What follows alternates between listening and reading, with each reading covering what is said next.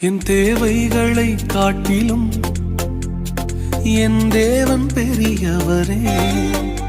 என் சூழ்நிலையை பார்க்கிலும் என் இரட்சகர் பெரியவரே.